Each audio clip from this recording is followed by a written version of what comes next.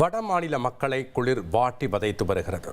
ஜம்மு காஷ்மீர் மாநிலத்தில் குளிர் அலை வீசி வரும் நிலையில் குறைந்தபட்ச வெப்பநிலை 8 டிகிரி செல்சியஸாக பதிவானது.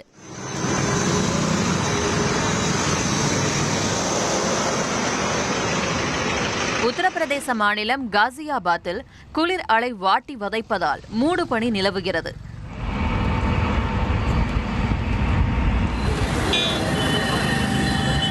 அதேபோல பஞ்சாப் மாநிலம் மொஹாலி நகரில் சாஹிப்சாதா அஜித் சிங் நகரில் கடும் குளிர் நிலவி வருகிறது.